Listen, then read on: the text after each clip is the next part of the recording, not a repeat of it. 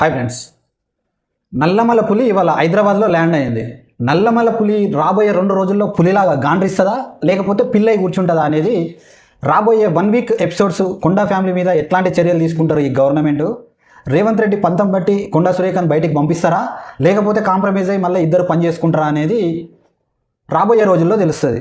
అయితే ఇవాళ రేవంత్ రెడ్డి గారు లండన్ నుంచి వచ్చిన తర్వాత ఒక రివ్యూ మీటింగ్ పెట్టిరంట.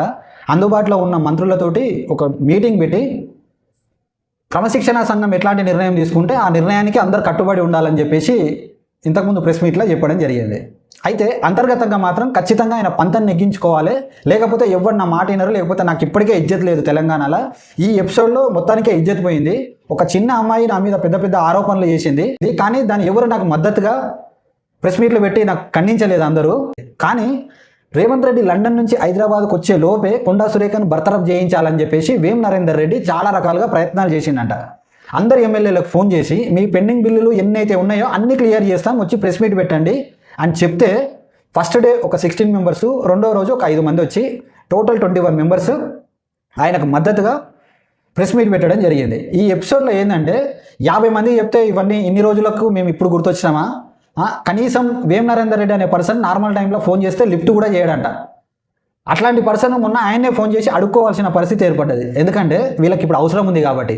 రేవంత్ రెడ్డికి మద్దతుగా ఇప్పుడు బల నిరూపణ చేయించుకోవాలి. ఒక 40 మంది ఎమ్మెల్యేలన్నా మా తరఫున మాట్లాడితే మేము ఏం చేసినా నడుస్తుంది, అధిష్టానాన్ని కూడా గట్టి సంకేతాలు పంపించచ్చు అనే ఆలోచనతోటి వాళ్ళు ఒక పెద్ద స్కెచ్ చేశారు. కానీ ఆ ప్లాను తుస్సు అయిపోయింది. ఇప్పుడు రేవంత్ రెడ్డి ఏం చేస్తాడు ఈ నెక్స్ట్ రాబోయే రోజుల్లో అనేది పెద్ద క్వశ్చన్ మార్క్.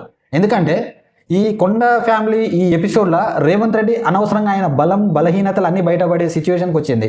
ఈయన తరఫున ఉన్నది ఒక 21 మెంబర్స్ ఏనా అని తెలంగాణ ప్రజలు ఇప్పుడు మాట్లాడుకుంటారు. ఒకవేళ ఆయన మీద అంత ప్రేమే ఉండి రేవంత్ రెడ్డి మా నాయకుడు అనుకొని ఉంటే దగ్గర అందరు మంత్రులు, కనీసం 15 మంది మంత్రులలో ఒక 10 మంది మంత్రులన్నా వచ్చి ఆ ప్రెస్ మీట్లో కూర్చునేవాళ్ళు. 66 మంది కాంగ్రెస్ ఎమ్మెల్యేల కనీసం ఒక 40-45 మంది అన్న వచ్చి రేవంత్ రెడ్డి మద్దతుగా ఈయన మా నాయకుడు అని చెప్పేటోళ్ళు. అయితే ఇప్పుడు కొండా ఫ్యామిలీని కాంగ్రెస్ పార్టీ నుంచి బయటికి పంపిస్తారా లేకపోతే క్రమశిక్షణా సంఘం ఇట్లా ఎవరు మాట్లాడినా ఇక ముందు కూడా చర్యలు ఉంటాయని చెప్పేసి కొండా సురేఖను బర్తరఫ్ చేస్తారా అనేది మనం వేచి చూడాలి.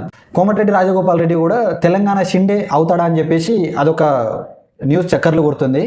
రేవంత్ రెడ్డి అర్ధంతరంగా అమెరికా పర్యటన రద్దు చేసుకొని రావడానికి కూడా ఒక కారణం కోమటిరెడ్డి రాజగోపాల్ రెడ్డి ఒక 20 మంది ఎమ్మెల్యేలను ఆయన పక్కకు తీసుకెళ్లే ఆలోచనలో ఉన్నట్టు కూడా ఒక న్యూస్ బయటకు వచ్చింది మొన్న.